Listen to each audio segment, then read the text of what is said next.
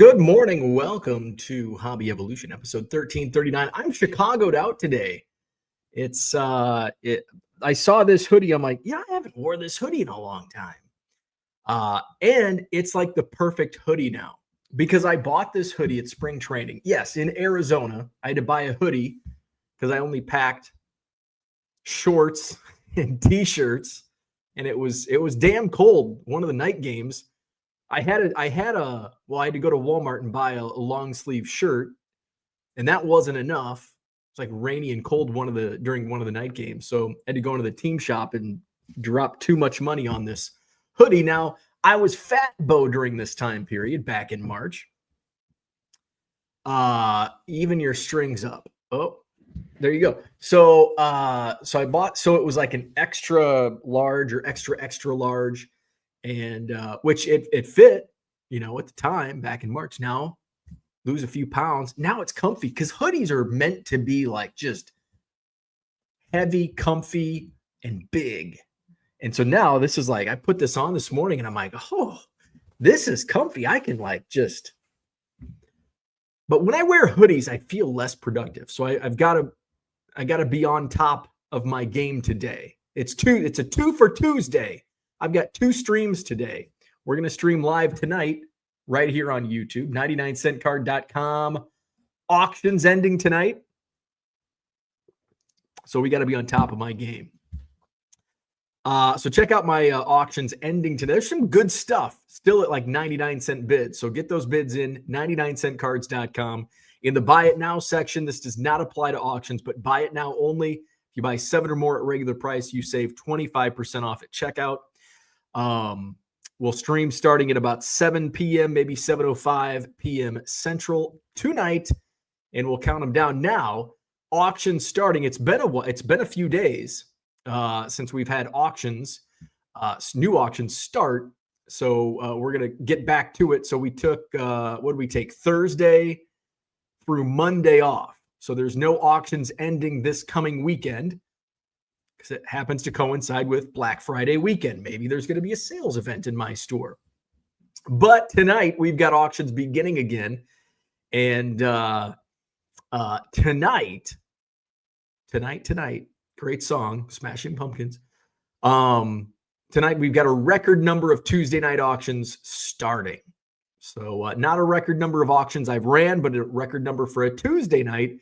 Well over 100. What is the count? And I want to have a nice variety, so I'm going to throw some more auctions up. But currently, I've got scheduled 116 auctions that are going to start tonight. Maybe get to close to 150. Tomorrow night, there's like 250 auctions ending. A lot of lots, a lot of Heritage Miners player lots.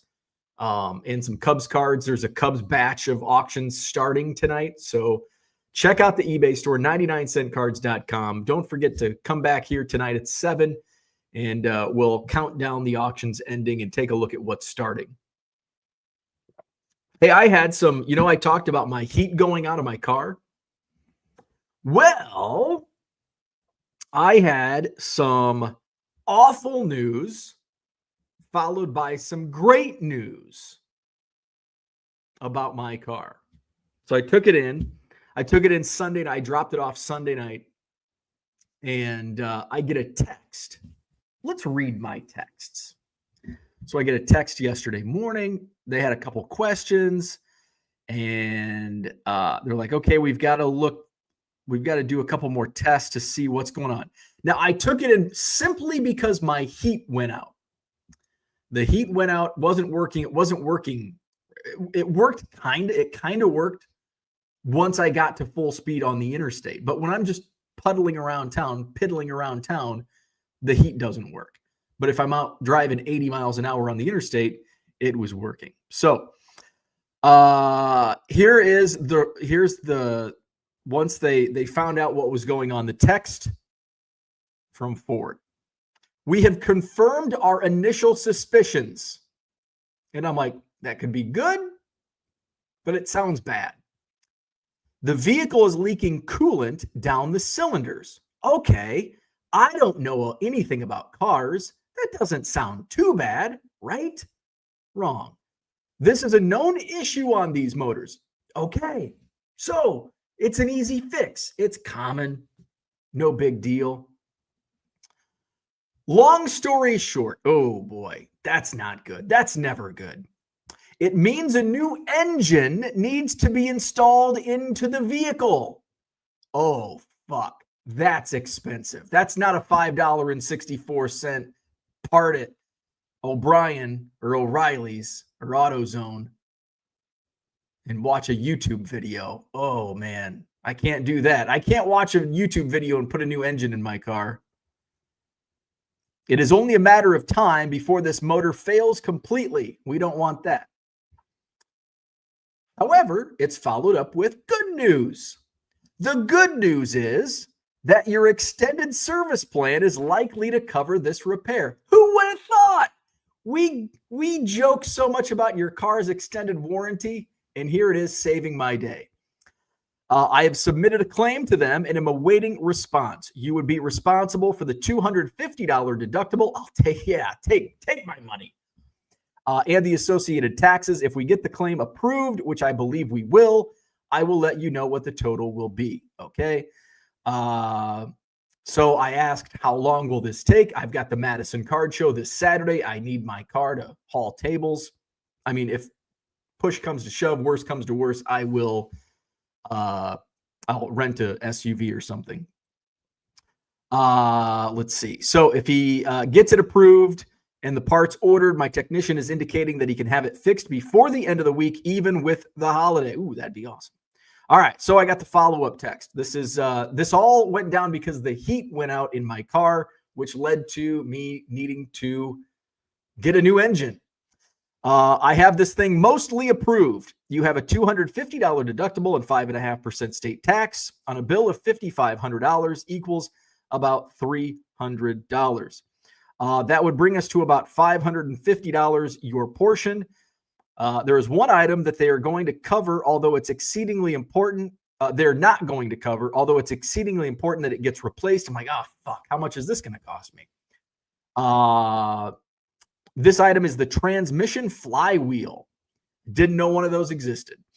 There is an incredibly high failure rate associated with not replacing this part. It's only $73. Oh, yeah, tack it on. Take my money. It's only $73 additional to replace this part while we are already in there. If not, there is a decent shot you will be back here in a couple months needing another new motor and having to pay another deductible and tax. I don't want to go through another week at the shop and $500, $600. With the flywheel, that brings us to $623 for your portion to put a brand new engine into this vehicle. If you were paying out of pocket, this would be closer to $7,000 worth of service. Am I able to proceed? Yes, please start yesterday. So hey, a brand new engine in my car. How about that? Brand new engine. So my wife last night, she goes planning out our day, and she goes, what's your schedule like tomorrow? I'm like, well,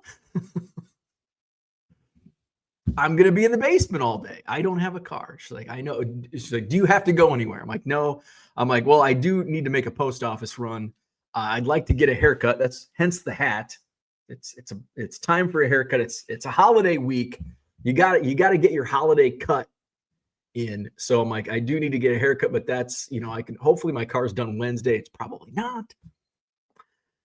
So I'm taking Ernie to doggy daycare this morning, taking my wife's car, doggy daycare while she gets ready. And then if she's open this afternoon, I'll go get a haircut. So how about that? My heat goes out, new engine. Who would have thought? Wouldn't it have been the shits if my engine would have failed like on I-90 halfway between here and Chicago, or in the park? Even like worse would be like in the parking garage, like before, like on Saturday. Like actually that wouldn't have been too, but at least I have my stuff. I can just haul it in on Saturday. But it's like, whew. So that was my day. That was my day. I want to talk about opening an anchor store today. Mark Fishman's here. What's up, Mark? He's looking forward to this chat. Want to talk about anchor store because ironically, I started running the numbers and I shared, yesterday, I think I shared my notes. I started taking these notes last week on upcoming strategies, how I'm gonna take my business to the next level because it's time. It's been 3 years now. And as I look at my numbers over the last 3 years, I'm not seeing the growth that I want to see. I'm seeing growth, but not enough growth.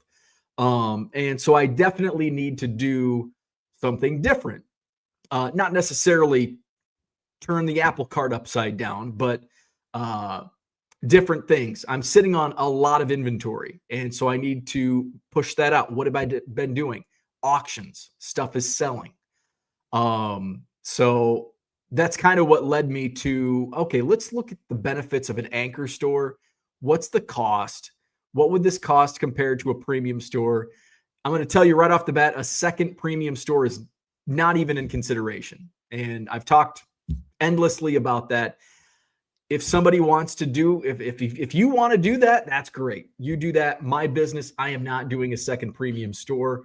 I just don't see a benefit for me. The only way I would open a second premium eBay store would be if I was got into the reselling game of vintage clothing and CDs. I don't know. I don't think there's a market for that anymore, but just random shit. If I had tchotchkes around and it's okay, I've got enough of this crap, I'm going to open a second premium store. But I'm not changing I'm not completely changing my strategy in terms of what I'm listing. I'm being a little smarter. I'm not listing a bunch of commons anymore. Although I do every once in a while. But it would basically be competing against myself. It's not like I'm taking business away from myself. That's not what I mean, but it is competing against yourself, having to split two. I can't offer 50% coupons for both stores.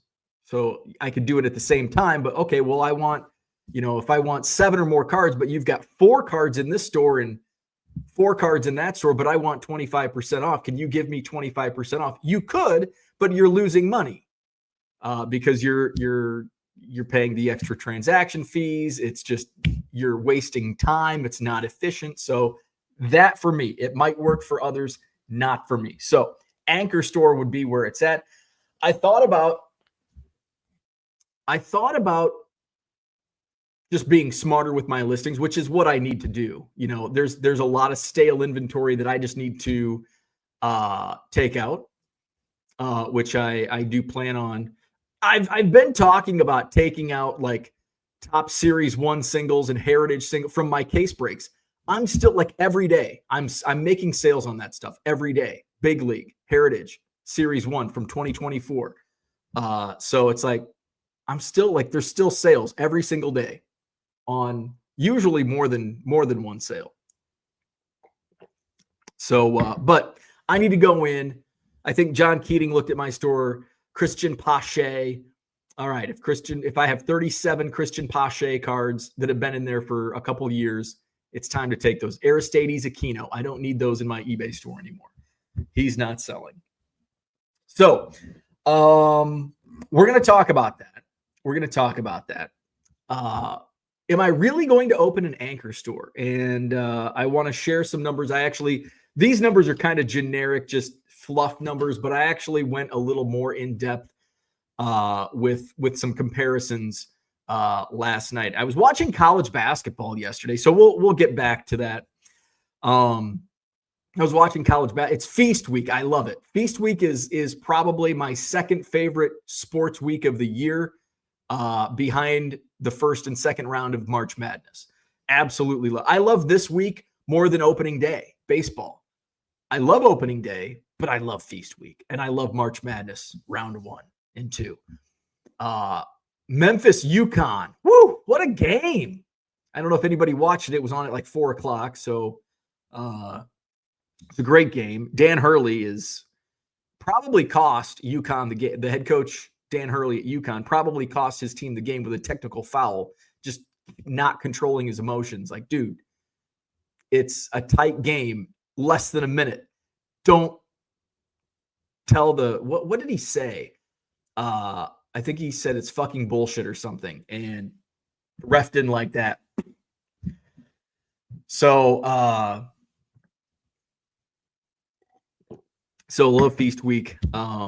Illini were on last night. I had that game on. They were playing Little Rock, which was nice because Little Rock's in my alma mater, Western Illinois Conference. So get a little check-in on Little Rock, who are favored to win the Ohio Valley Conference this year. So I love Feast week, was watching some college basketball. I ripped some boxes last night. Because I'm probably going to rip something during our Christmas party, the Couch People Christmas party, Saturday, December 14th. And before I ripped, I had 2 boxes of 2020 Topps Update, 2 boxes left of 2022 Topps Chrome NPB Japanese. I was looking for Roki Sasaki, and I found some.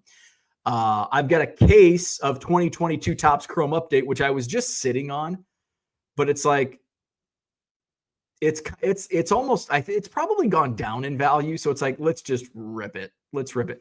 I've got a 2016 Topps Update Mega Box case, which I'm still on the fence. I'm still on the fence whether or not I want to rip that or not. I probably will. Oh, I still have some WWF Heritage hanger boxes that I bought like 50 of them a couple years ago.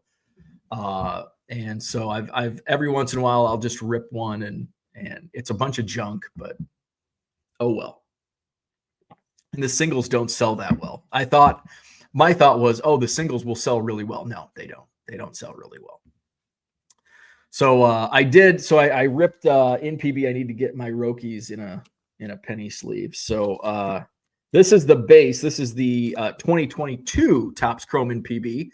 Roki Sasaki. It looks like it might be a short print. It's not. This is the base version, holding a mascot. He is going to be one of the top free agents. And every team has an equal shot because it's not, he's basically an international free agent. So it's not going to be a $400 million contract for Roki Sasaki. This is actually one of these sold for $50 recently. So I think the box, I bought a case of them and I think I got them for like $80 a box, I think is what my cost was last year. Maybe 60 or 80, somewhere in there. So I think the base goes for like 20. The insert, because I guess it's more demand. I think it's a cooler card. Sells for 50. So I'll get those in my eBay store soon, since this is the time to sell Roki Sasaki. So that's what I did last night. Little basketball, little rips. Added some stuff to my store. I put some buy it now items in my store. Actually, I think I added 200 or 300 items to my eBay store. Buy it now. So check that out. I haven't been buying as many. I've been focusing on auctions. So my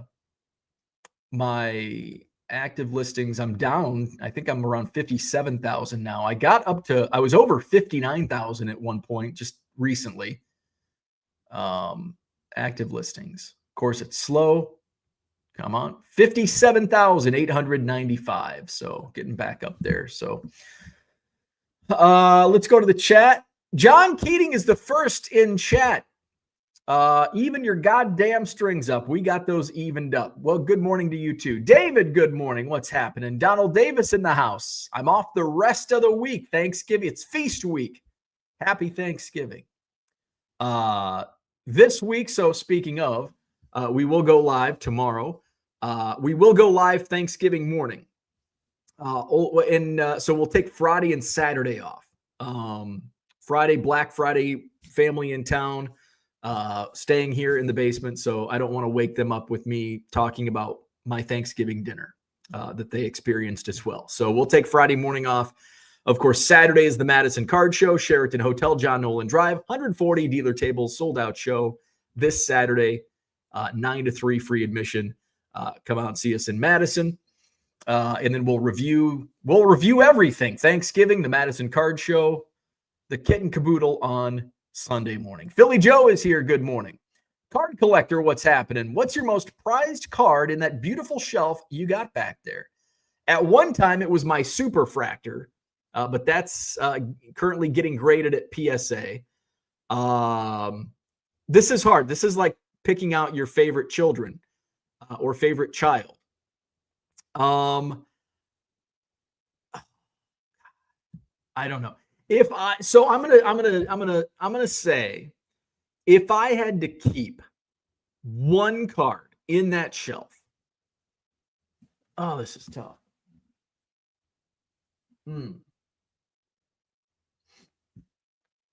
Oh. There's a few in there. The Ernie Banks rookie, just the story behind it. It's Ernie Banks, his rookie. That's definitely a contender to be the sole survivor of that shelf. Next would be the Jimmy Ryan, Allen, and Ginter. It's a PSA 5. It's from a set that I love, and of course, it's the original. Those would be the two, like right off the bat. Like those two I could not part with. The Joe Tinker Cracker Jack is up there. It's SGC wouldn't slab it because it's too brittle. They were afraid it would just like crack and break if they slabbed it. So those two, and of course, once my Superfractor comes back from PSA, that'll be the most prized possession. Zach says, "Good morning." He doesn't actually say good morning. He says, "Hi, good morning, Zach. You have lost a lot of weight. That picture of you from the weekend shows that you've dropped some serious pounds. Your body will thank you if you start some lightweight training. I do need to do at least some push-ups, at least some my little scrawny arms.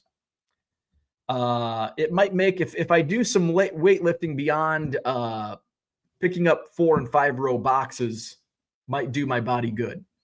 Raphael, good morning. What's happening? Card collector says, "I don't mean worth most. What's your most prized card back there?" Yeah, I got you. Yeah, those two, Superfractor, once it gets back, would be up there.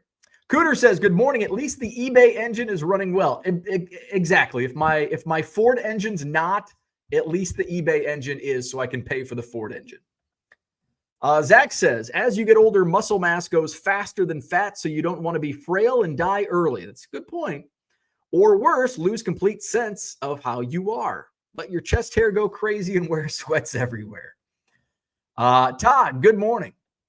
Zach says, "I procured a card from you yesterday that I've wanted for 32 years. 32 years. So what was 32 years ago? 1992? Oh, was that the Bo Jackson card? Yeah. Good morning, Jody. John says, "Does Goodwill sell motor pallets?" I'll have to check into that. They probably do have car parts. I don't know. Maybe you could put a whole motor together with a pallet of Goodwill car parts. Peter is here. Good morning. John says, "I'm glad PSA has a $500 extended warranty on the upcharged cards." Hey, me too. Me too. Dan is in the house, and he laughs. John says, "Tell them you want some new floor mats thrown in, and it's a deal." I definitely could use a detail. I was thinking about that on the drive either to or from Chicago this weekend. I'm like, God, this car is filthy. There's a French fry that's probably 7 years old. Actually, I don't think I've had my car 7 years, but it's an old French fry. Mark says, "Good morning. Can't wait to hear about the Anchor store." Yes. And Mark was, for me to do a little more mathing on this, Mark was pivotal in my future decision. When you're on the ledge and it's like, do I make a decision? And you already know what the answer is. You just want somebody to push you. Like you're on a bridge, jumping into a river. All your friends are doing it. You really want to do it, but you need somebody to nudge you, not push you like that girl. I think she got like put in jail or something. She pushed her because they weren't friends. She did it like, you bitch, pushed her off the bridge. And I think she like broke her arm or I don't know. Video went viral. Anyway, I need somebody to like just a little gentle nudge. Mark gave me a gentle nudge about the Anchor Store this weekend. That's all I needed. I needed confirmation. Now, if I say like, I'm going to sell on Whatnot eventually, and enough people have nudged me like, yeah, you should do it. You should do it. John Keating's the only one so far that has said, no, you're going to hate it. Don't do it. But enough people have nudged me. It's like, you can't nudge me backwards because I'm already, you know how set in my ways and stubborn I am. If I've reached a decision in my mind, I just haven't put it to action yet. I just need that little nudge. Now, it's not happening tomorrow, but at some point in 2025, Anchor Store, Whatnot, it's coming. Storage unit came in 2024. Who would have thought? Let's see. John wants to know, why isn't the flywheel covered on your warranty? I don't know. I didn't ask questions. Just fix it. I want my car back. Here's a check. Brian says, all cars are the same. They are until the engine goes out. Dan says, downloaded In the Mouth of Madness, 1994, and Only the Lonely. That's a good one. I've never heard of Mouth of Madness. Only the Lonely was, who was in Only the Lonely? I've got to look this up. And as soon as I see it, Only the Lonely movie. I was thinking it was John Candy, but I'm like, no, he wasn't in Only the Lonely. Jim Belushi, I don't really care for Jim Belushi. Ali Sheedy, I like Ali Sheedy. Maureen O'Hara, we love Maureen O'Hara. Oh, it was a John Hughes film. Written and directed by Christopher Columbus. He did, Chris Columbus. He did Home Alone. Which you've got quite a few of the Home Alone. You've got John Candy, who was in a portion of Home Alone. Maureen O'Hara, of course. I think Macaulay Culkin is in Only the Lonely. Here's the plot of Only the Lonely. Oh, I have seen this. Okay, now I know what movie this is. Yes. So Chicago police officer Danny Muldoon, that's a great South Side name, is a 38-year-old lonely bachelor living with his controlling mother, Rose. Danny has been responsible for his family since his father died, working to put his brother Patrick through law school and feeling responsible for caring for Rose, often envisioning her dying in horrible ways if he is not around to protect her. Patrick, despite having a wife and children, repeatedly tries to convince Danny to remain single and relocate to Florida with Rose, while her neighbor Nick Acropolis makes continuous attempts to date her. So it goes on, and that's Only the Lonely. John Candy. I have seen that, yes. So Mouth of Madness, though. Let's check that one out. Mouth of Madness movie. It's not showing up on Wikipedia. Mouth of Madness. There's In the Mouth of Madness. Oh, maybe this is it. In the Mouth of Madness, a 1994 American supernatural horror film. Oh, it's John Carpenter. Here's the plot. We'll just read the first paragraph. In the Mouth of Madness, 1994. In New York City, insurance investigator John Trent narrowly survives an attack by an axe-wielding man with deformed pupils. John investigates a claim by book publisher Arcane regarding the disappearance of acclaimed horror author Sutter Kane, whose latest novel, In the Mouth of Madness, is due for release. Arcane's director Jackson Harglow assigns Sutter's editor, Linda Stiles, to assist John, who believes their claim is an elaborate publicity stunt. It stars Sam Neill, Julie Carmen, Jürgen Prochnow, and Charlton Heston. Wow, of all people. I've never heard of the other three. So there you go, In the Mouth of Madness. Dan, let us know. Give us a little movie review once you've finished. Mark, good morning. Brian says, Bo should drive a Toyota Sienna. More room for cards and room for more dogs. Maybe I will, although this is why you should lease. I wouldn't have my car in the shop for 3 days or 4 days or 5 days and put a new engine in. Fortunately, the extended service warranty which I didn't even know I had. So thank God I signed up for that when I did. John says you were underachieving. The American dream requires each family to have more cars than they have drivers. I know, right? We're 2 and 2. But I've got an e-bike, which would help me out if it wasn't 30 degrees. I guess if push came to shove, I could ride my e-bike to the post office, but I'm not going to do that. Mikey's in the house. What's going on? Good morning. John says, is there a way to only allow eBay buyers have pay immediately? Is there a way to only allow eBay buyers have pay immediately activated?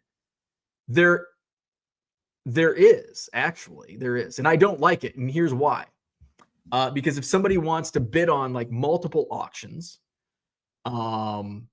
they have to pay each individually. So while it's paid automatically, now if you're only selling a few items here and there, it's probably worth it. But when you're selling volume, not beneficial. Stuke is here. Good morning. John says, Mouth of Madness was at my brother's bachelor party. Oh, but Orlando, good morning. Has Orlando taken his mouse ears off yet? Disney Cruise. John says you should sell on a new platform like Collects or Whatnot. And I will. And I do. I sell on Collects and I will be selling on Whatnot. So part of the strategies. Start auctioning off your oldest listings. See, and I don't, it's a good theory on paper, but in practice, it just doesn't work. And that's why when I experimented with auctions before I went headfirst into it here a couple months ago, that's what I was doing. And it failed miserably. It's a great idea. And I probably, now that you say it, just to give it one final push, I probably will do it. Actually, now I'm talking myself back off the ledge. Instead of just taking down listings, although if it's 2024 Top Series 1 Commons, which do sell still, but there's, as soon as 2025 Series 1 comes out, there's going to be less and less. I'm still selling like a card, maybe a couple cards of that a day, if not multiple per week.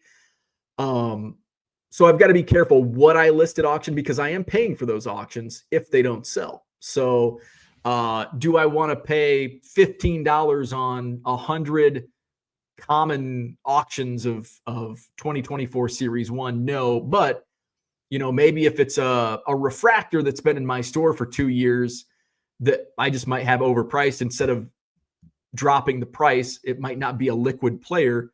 Let's throw this at 99-cent auction. It might get some bids. So, yes and no. I will start auctioning off some, and I already do, like my player lots that are ending tomorrow night, the Heritage Miners. The 2019s have been in my store since 2019. So 5 years in my eBay store, it's time to blow these out.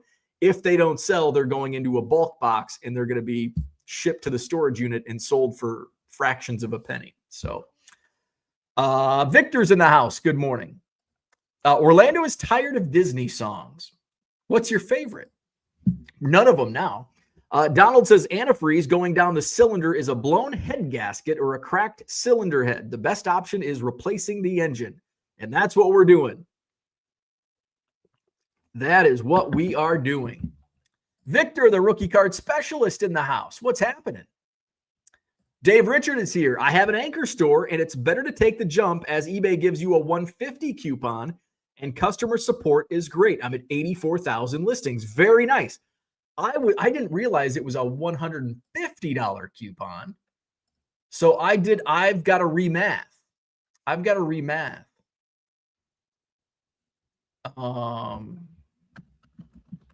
Because I thought it was 100 eBay stores. Let's see.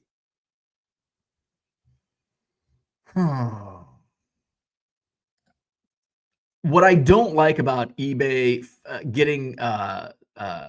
trying to find information on eBay stores is there are like 7 different articles that you have to click on to get like what you need. Okay, I think this has most of what I need. And it doesn't even have benefits, subscriber discounts. Does it explain? Doesn't even explain. What the fuck? Come on. Subscriber discounts. All right, so that's not helpful. So see, and you got to click out. It has subscriber discounts, but it doesn't explain what they are. So we want to go to how about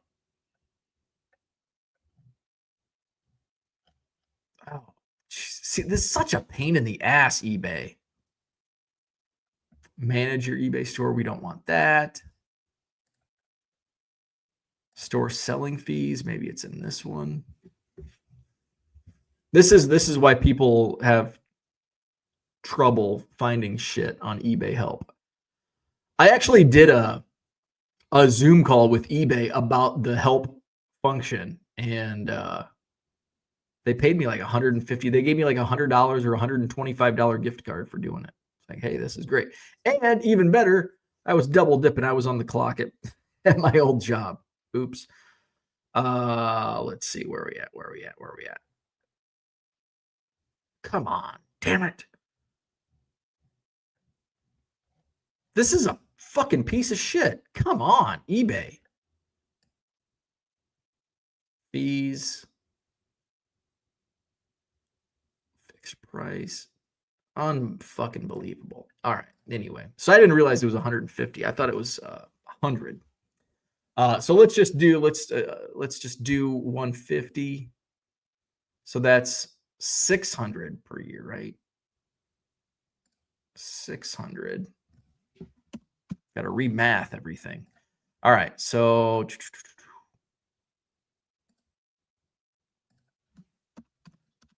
there we go.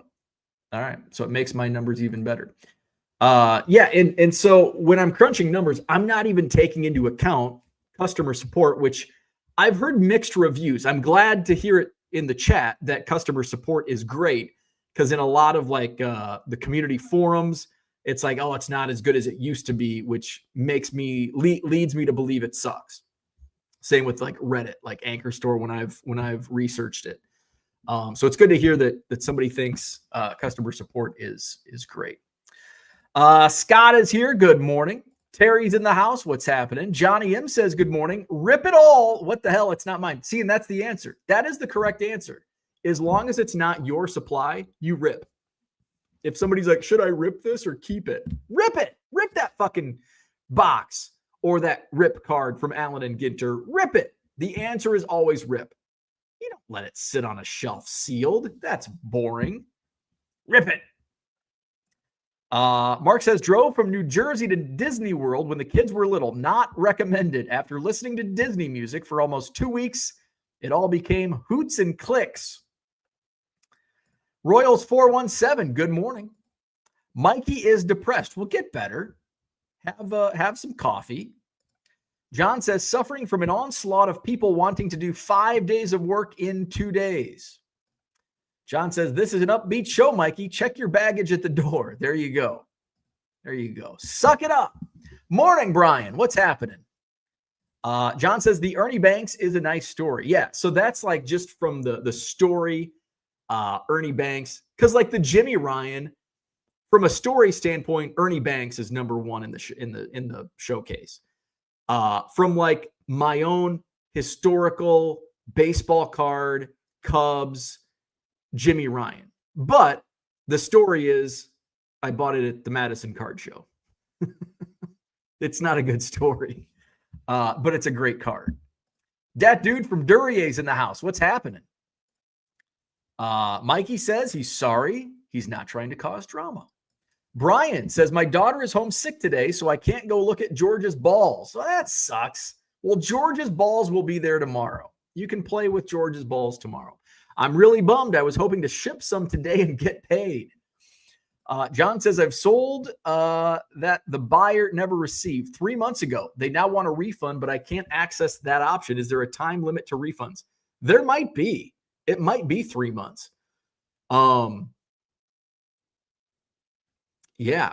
But what I would say is have them open a claim, and gosh, I don't know. If they can't do that, reach out to eBay. But that's my shitty customer service. You know what I have noticed? I've in the last, god damn, 2 weeks or so, I've had like 3 or 4 people reach out to me and they're like, "Hey, did this ship?" And I'm like, "Good God, of course it did. Look at the fucking tracking." And so I go and I'm going to go click, and guess what? There's no tracking. And I'm like, what the hell? And I heard this happened to other people a few weeks ago or a month ago, where eBay, like one day there was a glitch and they were like marking items shipped when you didn't actually ship them. Maybe that's why I got caught up so fast a couple weeks ago with my shipping. eBay was marking these shipped and they weren't shipped. So I've got to go back and because it in fact, somebody reached out last week and they're like, "Hey," and I went back and I looked in my, it's tab 27AO, and I look, there's the card, and I'm like, "Hey, I'm sorry, but this was marked shipped. I'm going to send it out today." I just had another one this morning. I checked, same thing. I'm like, fuck, I got to go back and look that up to see. It's probably sitting in the like it hadn't been sold. So get that shipped out. So I don't know. Has anybody else had that happen here recently? This is the first time it's happened to me, but I do remember a few weeks ago, sellers were complaining about that happening. Mikey wants to know, how is everyone's newest PC collection edition? I am not at it. I picked up a Superfractor last week. Daniel Palencia, Topps Chrome rookie Superfractor.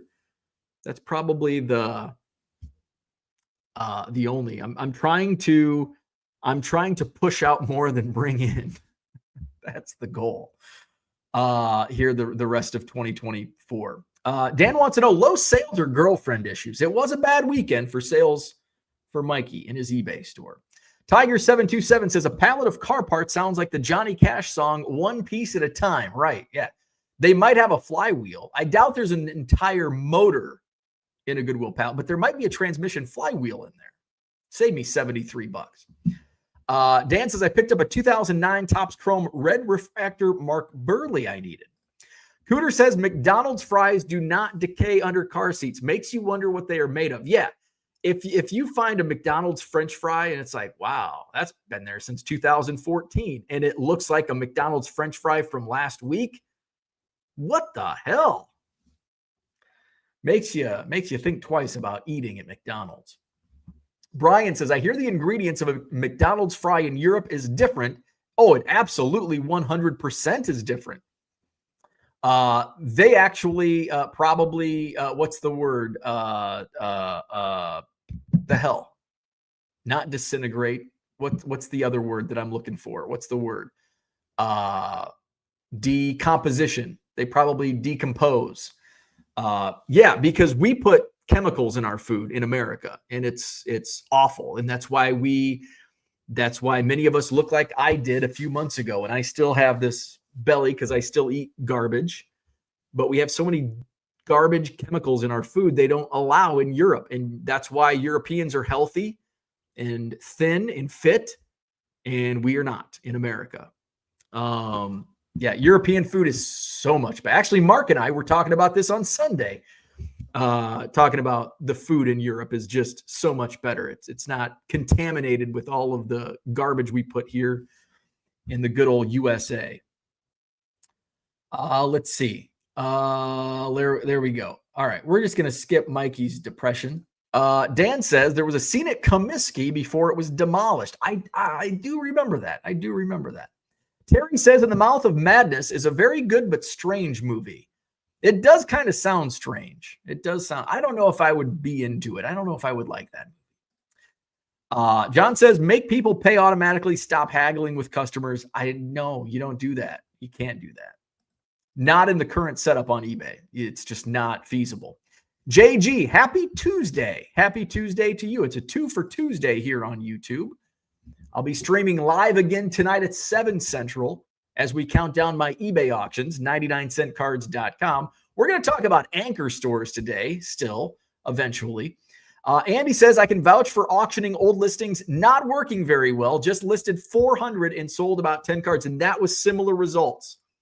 That was the similar results that I had. Now, here's the problem. Now, let's do, where's my notepad?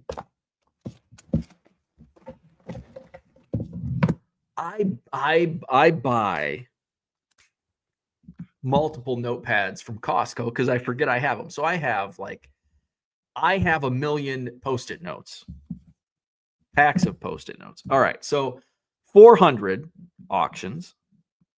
Now Andy's in a little different space because he had 400 auctions. Like I'm running auctions every night. So I'm at the point where I have to pay. So 400 auctions, only 10 sell. So say 10 sell at 99 cents. At least that's what I would sell them at. I'm selling $9.99 or wait, $9.90. Isn't that 10 times 99? $9.90. All right. I'm paying. Okay. So I get $9.90 plus right now I get 15 cents back in my account. So that's 0, 4, 1, 10, 11. That's $11.40. But at 390 of them right now at 15 cents, it's a whole lot of money. Now, what do I always say? We have to sometimes take some losses, but we've got to be smart at the same time. That's $58.58. $58.58 in costs of auction insertion. So if I were to do the same thing Andy did and have the same results at 99 cents, I would be making $9.90. I would get $1.50 refunded back for the insertion fees of the 10 cards that sold. So I would be making $11.40, and that's before fees and shipping. I'd have to pay for 390 auctions, and my current rate on a premium store is 15 cents per listing. That's $58.50. Now, you start doing that every week or every month, every day, and you have the same results, you got to back up. You got to back that truck up. So that's why I want to be smart where, yes, I do want to list old listings. I've got 250 auctions ending tomorrow night. Right now, I think like 15 of them have bids. The lots of minor league cards. It's just something like if it sells, it sells. And we'll see. And so we're going to go into some number crunching here in a second on eBay anchor stores compared to premium stores, what I'm doing now. And we're going to extrapolate some numbers. Johnny M says you can always lot up the 2024 commons in one bulk lot, which is probably what I'm going to do. That's a great point. I go with Facebook Marketplace first with that stuff. After 2 weeks of not selling, it goes to eBay. I have such shit luck here on Facebook Marketplace that I'll probably just do an auction. You know, here's 2,000, and I bought so much 2023 base in bulk from somebody earlier this year that I've got like multiple partial sets of 2023 tops, and it's like I just need to auction this off. Brian says, haven't been able to spend time on uploading cards on my eBay store. I may have to unlist items to get under 250 so my fees go down. I would have to get rid of about 600 listings. And definitely if they're stale and if they're not moving, you know, price accordingly, run some auctions. I don't know if you have free auctions. I don't know if you have a store or not, but run some auctions just to try to liquidate. Brian says, see, I told you Donald knew how to change his oil. Donald seems like a guy that could change his own oil. Me? No, sir. That dude from Duryea says some cards are tough to sell even at auction. Absolutely. Sometimes even more difficult to sell at auction. That's why a lot of stuff I will not put on auction because it's like, this is not going to sell at auction because there's one buyer out there for it. That buyer will come along, but I'm not going to put it at auction. It's a crapshoot, but still some will move. I found the results help with future sorting.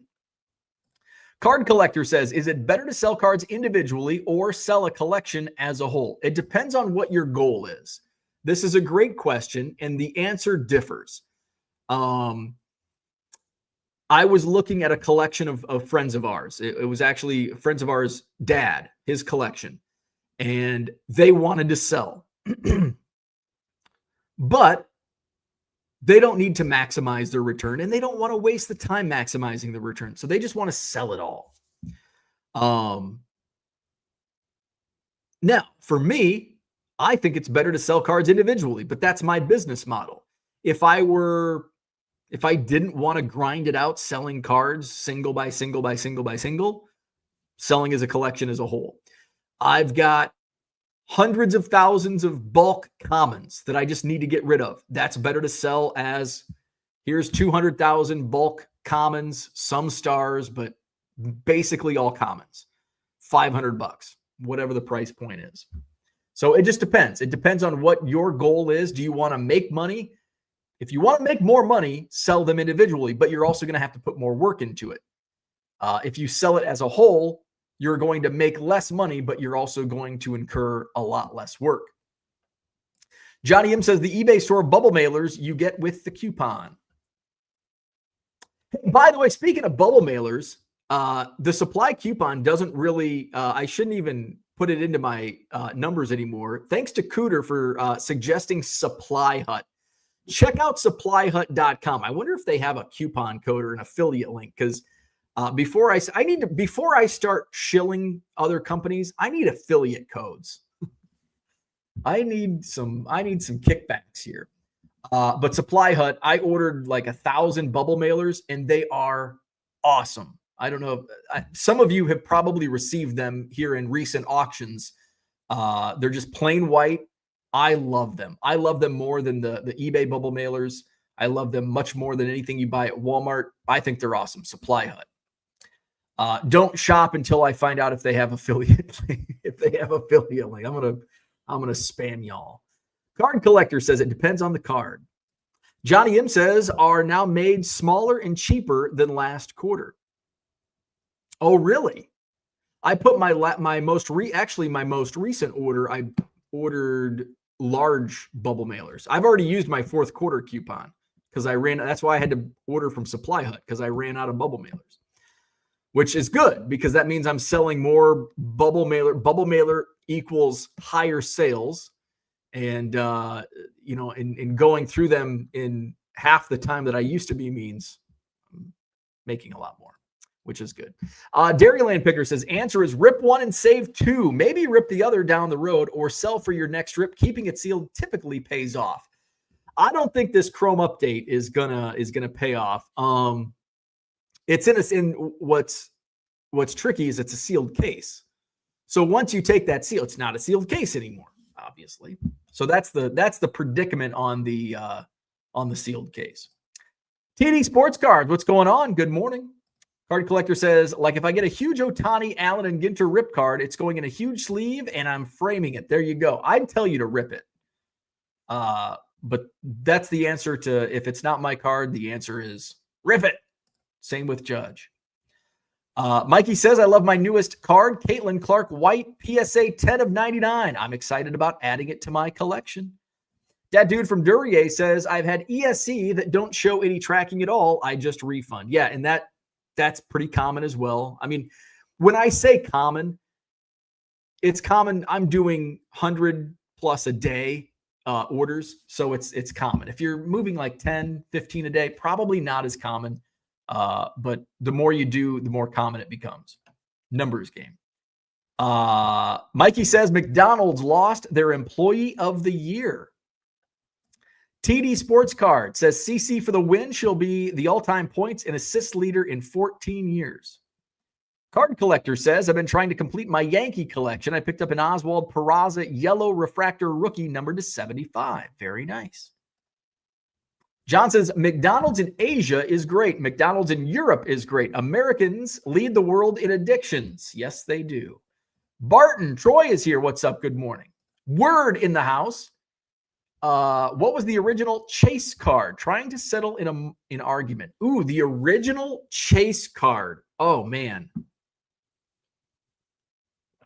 I'm going to defer to John Keating on this. The original Chase card.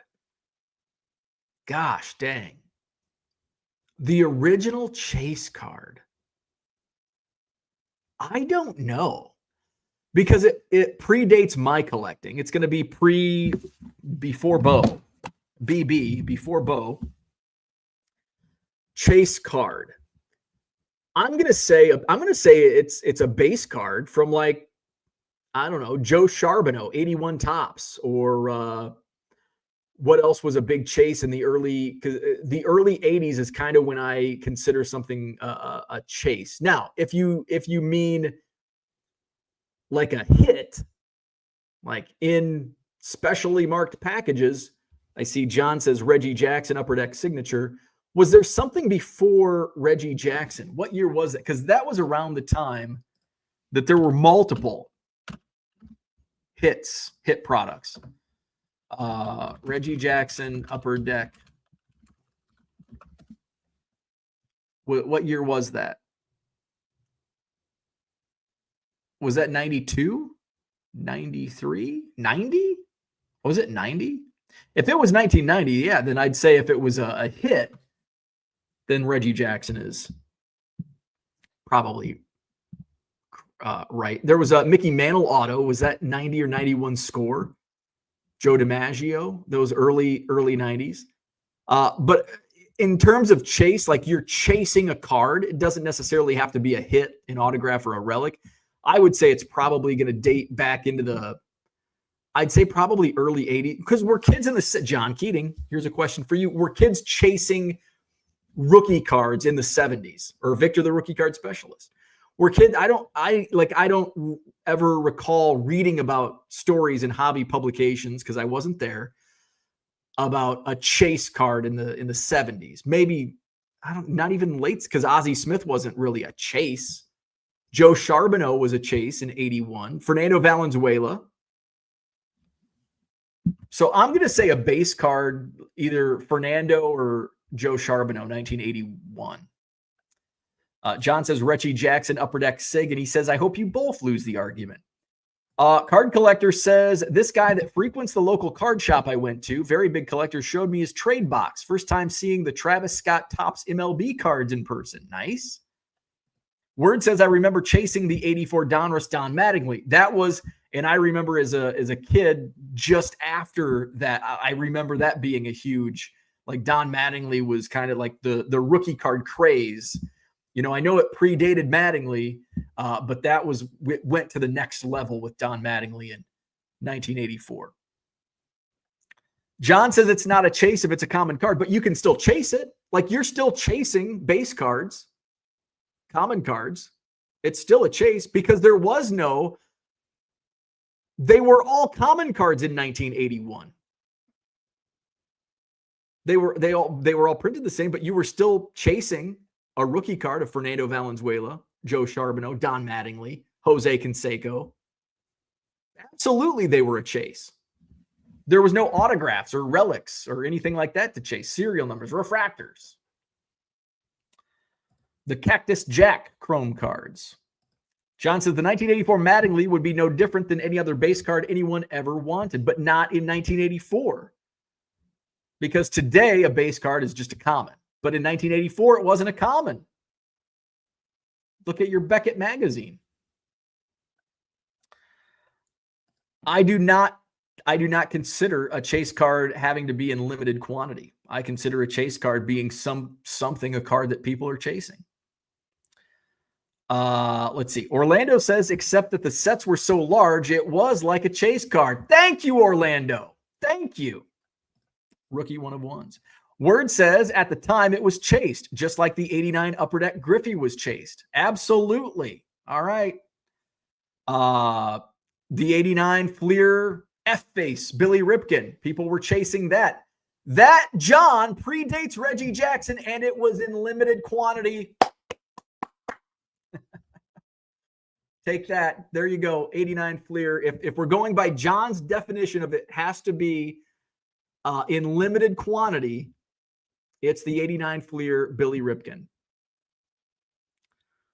And John is wrong. He defeated his own answer. Michael Renicky, good morning. The 1980 Ricky was chased. The 1978 Eddie Murray was chased. Then there you go. The 1978 Eddie Murray was chased. Then there you go. Agree, John, with the Reggie. Card Collector says, isn't the Paul Skeens rookie 1/1 being chased by the whole community? It is. Absolutely. Word says to John, you have a point. I disagree with his point. Mikey says, I think the 84 Donruss. Don is iconic. Absolutely. One of the best cards of the 1980s, if not the best card of the 1980s. I know 89 Griffey, but that Mattingly, man. John says, there are thousands of iconic cards. I also agree with that. Card Collector says, I have so many Donruss, Fleer, Score, and Upper Deck cards from my uncle's old childhood junk wax collection. Yeah. Cooter says, Supply Had is great for boxes as well. Supply Hut. I haven't really looked in. I kind of perused a little bit, but I'll have to check that out.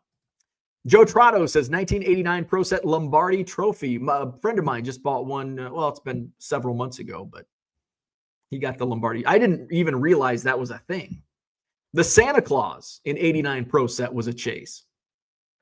Dairyland Picker says Upper Deck Autos. Card Collector says got to be like a 1933 Babe Ruth.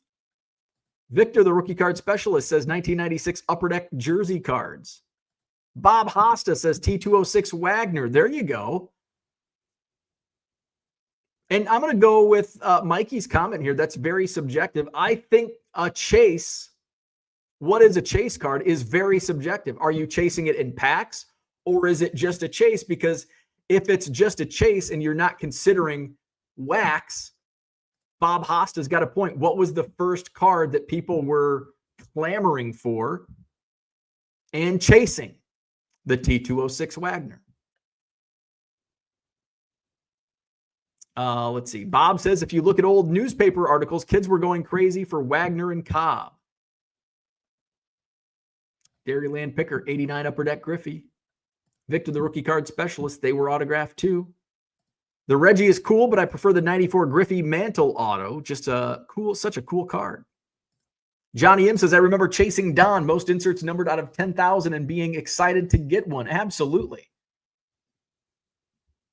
I was chasing cards that were commons because I couldn't just, it's not like we could go out and buy as a 8-year-old. I couldn't go out and buy a case of cards or several boxes of cards. I could go buy like 3 or 4 packs. I was chasing the 1990 Topps Greg Vaughn.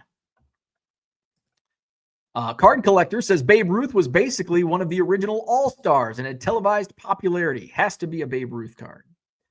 Dad Dude from Duryea says collecting has changed so much over the years. In the 50s to 80s, it was probably your favorite team or player. 70s had card dealers. Before that, I can't say. I think early 70s was kind of when dealers came about. Like the first card dealers came out in the early 70s. I don't think there were any in the 60s that at least that were publicized and really today thought of like, oh, they've been a dealer since 1960s. I think it's kind of long considered as the early 70s as the beginning of the dealer. Cooter says 1949 Jerry Priddy Bowman number 4 held till last series. Also, I recall a 33 Gowdy that was held back. Card Collector says to Word, do you want Don Mattingly? I have so many of his junk wax cards. Word is good. Dan says, I remember hoping to hit McGuire in 1987 packs. His true rookie, by the way. I do not like the term. I don't like the term anything. I don't like true preceding any word. I don't like true anything. True collector, true rookie card. I don't like it. Victor says, and here you go. I think this is the discussion. I think this, before we have an answer, before we debate and argue about it, I think we have to define chase. That's a great comment, Victor. Define chase. To me, it's like today MLB debit card that is a chase card. We need a chase card definition. I agree. In 1984, it was not called a base card, just a card. You got a great point. It wasn't a common either. Today, it's like, well, yeah, it was a base card, so it's a common, but they were all commons. So what sets a Don Mattingly? I don't consider a Don Mattingly rookie. It's a base card. It was printed just as much as the rest of the cards in the set, but it's worth more. 81 Fleer, Greg Nettles, 79 Bump Wills. Oh, yeah, the Bump Wills error. 84 Tops Gooden was a chase card. Max says, wouldn't a chase card be something that the majority of the entire hobby is chasing versus a small segment? Yes, I would say yes. Essentially, whatever card at the time that the entire hobby is trying to pull. I agree with that. Tiger727 says, the Skeens was pulled from what I heard by Peds Cards on YouTube. If I remember right, that is the channel name. Like, as of like this morning, it was not pulled. As of like an hour and a half ago. Because it would have been all over social media. Word says, really?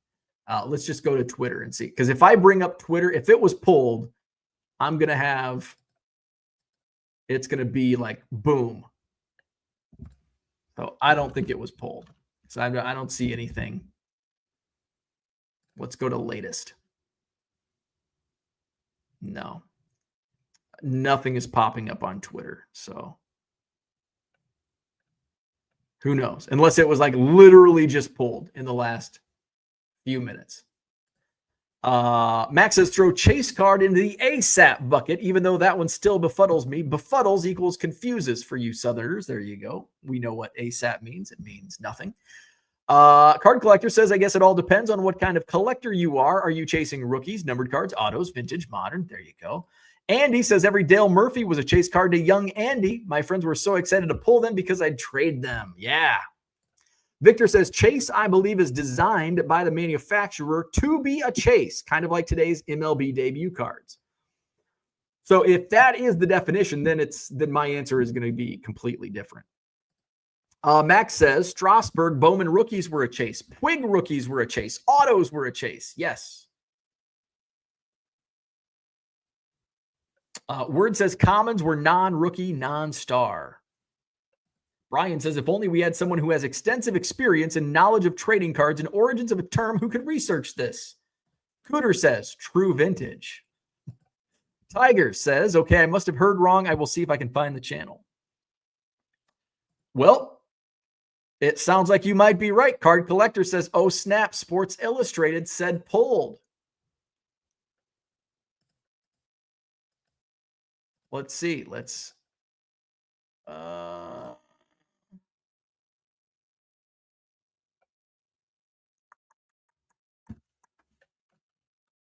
I'm still not seeing anything. Sports Illustrated. Let's type in Sports Illustrated. Latest.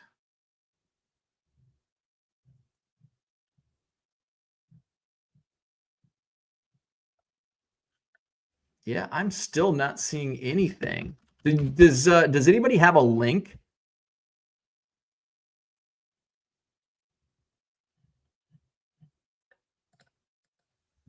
Yeah, I'm not seeing anything on it. Let's see. Let's log into Facebook and see if Facebook's got anything. Again, it would come right to the top.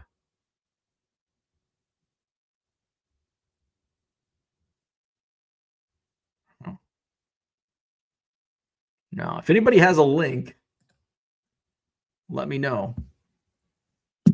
Card Collector says, never mind, that was a super refractor. Let's see. Yeah, there's a super fractor was pulled, but I don't think the debut patch has been pulled. At least nothing has popped. My girlfriend last night described herself as a baddie. Oh. Max says there's no such thing as a super refractor. Say Puig. I say it like a white man. Puig. Puig is coming back to Korea, the KBO. Stop supporting Elon, our future evil overlord. Join Blue Sky and the Resistance. I can't. I got to stick to Twitter. I've been on Twitter since like 2008. I feel like Blue Sky is just like Truth is just the other side to Truth Social. I feel like Truth Social is like where the Republicans go, and the Blue Sky is where the Democrats go, and it's just political. I don't want that. I want Twitter. Puig.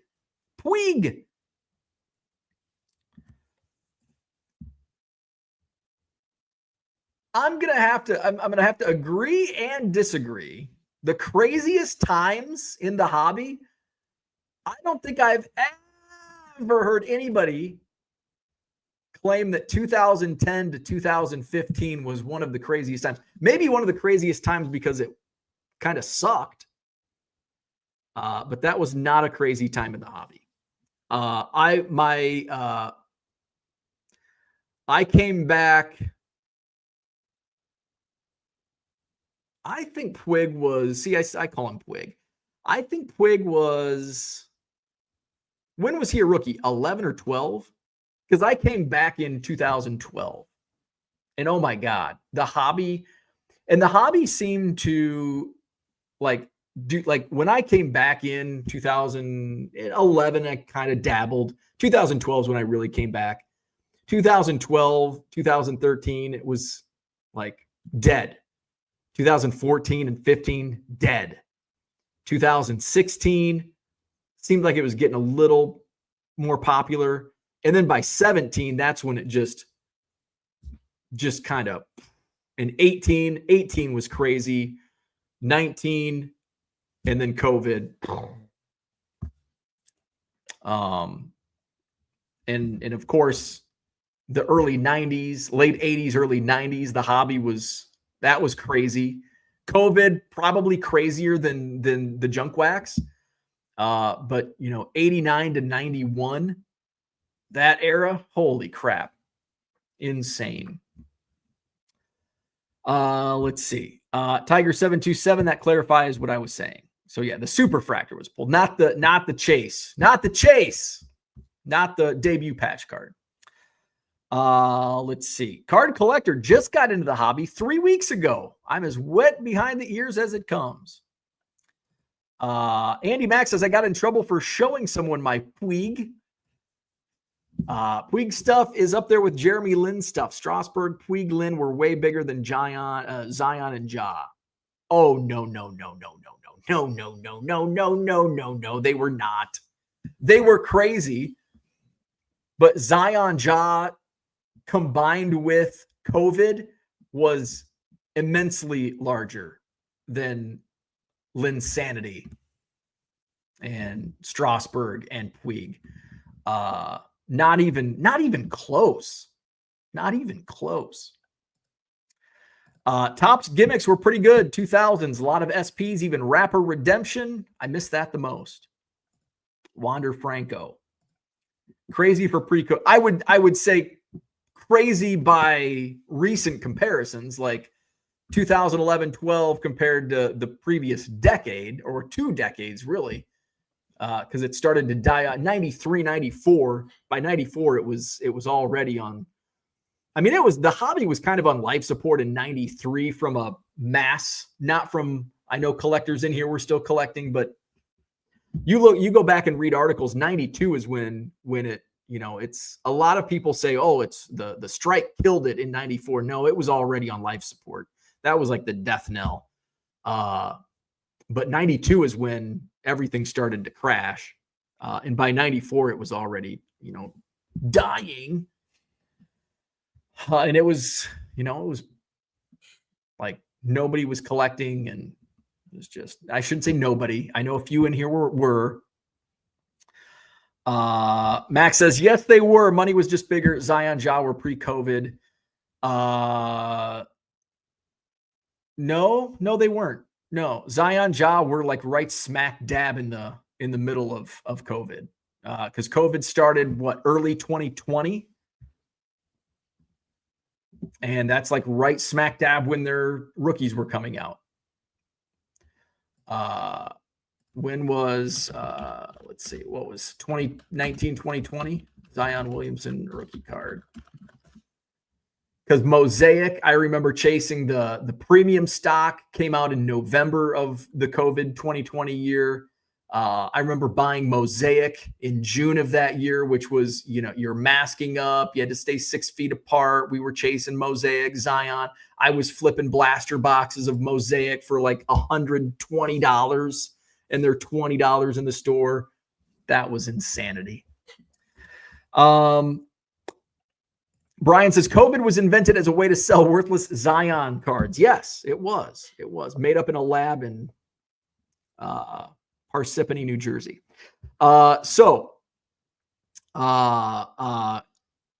No, COVID was actually invented in like November, December of 2019. It just didn't hit.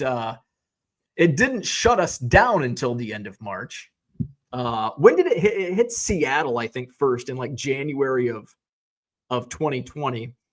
I was in early March. I was at spring training 2020, and COVID was starting to be like on the news all the time.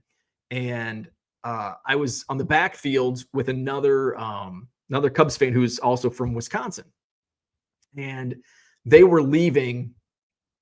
Like, I think that might have been my last day, and they were leaving, I think, in a couple days. And he's like, yeah, I called the rental car company to see how much it would cost if I drove back to Wisconsin, because I'm worried if they shut the airlines down. And then we both had a laugh, like, oh yeah, they're not going to do that, which I don't think they ever really did shut the airlines down. People just decided not to fly. But that was, the first week of March. And then by the last week of March, we were all sitting in our homes, not being able to go out.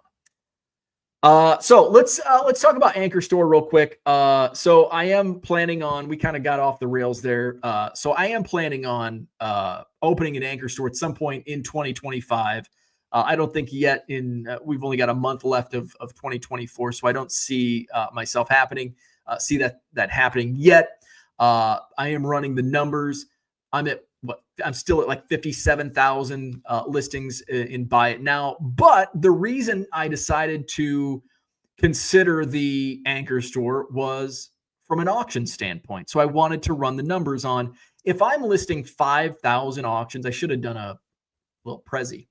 If I'm running 5,000 auctions, and just assume 5,000 auctions, none of them get paid. So I have to pay out for all of those auctions.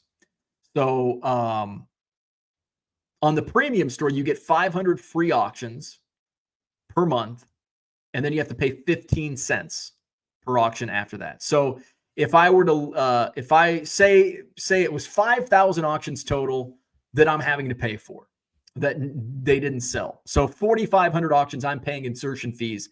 That is at 15 cents each. That's $675, and I get my 500 free. My store fee is $59.95 per month. So I'm at $735 per month. Now, an Anchor Store is going to run you $299.95, $300 a month, same 5,000 auctions, but you get 1,000 free auctions, 4,000 auctions that I'm paying for, but at only 10 cents. I'm paying $400 for those auctions. And with my Anchor Store subscription, I'm paying $700. I'm paying less than what I'm paying on the premium store. So I did it a little differently. I wanted to run a couple, because that's kind of an extreme. 5,000 auctions is kind of an extreme example, because I'm probably going to be somewhere in the middle. So I wanted to break it down. And I did a couple different things. And again, remember that a second store is not even a consideration, not doing a second premium store. So if I do a premium store and I want to list 100,000 Buy It Now items. Now, of course, this is also on the extreme. These are extreme examples. My monthly fee for a premium store is $59.95. 100,000 Buy It Now items would cost me $4,000, because I only get 60,000, and then I'm paying, I think, 10 cents. I didn't put the numbers down, but it's 4,000 total. 5,000 auctions. If I'm paying out at 15 cents per is $675. I would be paying monthly $4,734.95. Now, if I want an Anchor Store, those same features, my monthly fee shoots up to $300 a month, $299.95. I get 100,000 Buy It Now, so I don't have to pay for those extra 40,000 listings. So I get 100,000 Buy It Now listings. So that's zero cost compared to 4K. And then my 5,000 auctions only cost me $400 compared to $675. I'm paying $699.95 per month compared to $4,734. Now, let's scale it back a little bit, because that's kind of an excessive, extreme example. Let's do 60,000. Let's forget about the extra 40,000 listings that you get at no charge with the Anchor Store. Premium Store. We're going to do this 60,000 buy it now in only 2,500 auctions. So 60,000 monthly fee, Premium Store, $60. 60,000 buy it now, $0, because you get 60,000 with the Premium Store. 2,500 auctions at 15 cents per, going to run me $300. So my monthly payment, $360 a month. Now, Anchor Store, 60,000 buy it now, 2,500 auctions, monthly fee $300. I get the 60,000 buy it now, plus I'm not even using the additional 40,000. That's $0 cost. 2,500 auctions, $100. I'm paying $399.95. I'm only paying $40 extra a month, and that doesn't even include the supply coupon, which is $600 per year, or the additional 40,000 buy it now listings. So those are some of the break even points, and that's a little more realistic on the numbers, because you're not going to list $4,000 worth of buy it now items buying a Premium Store. You're going to upgrade to the Anchor Store otherwise you're stupid, if you to put it bluntly.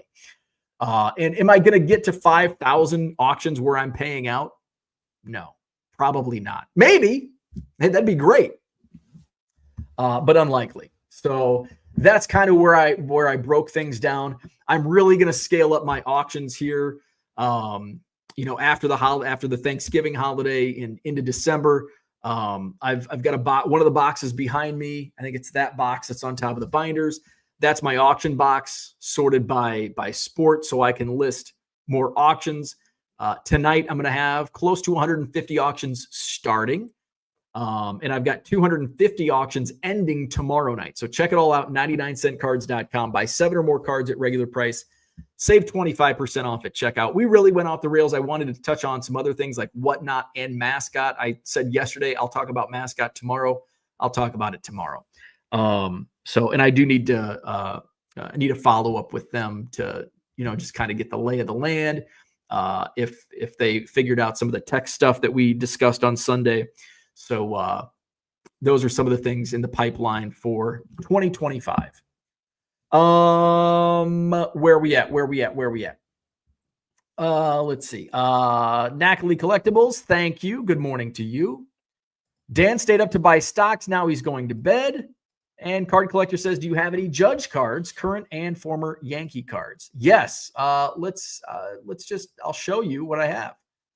At least in my inventory. Let's share my screen before we go.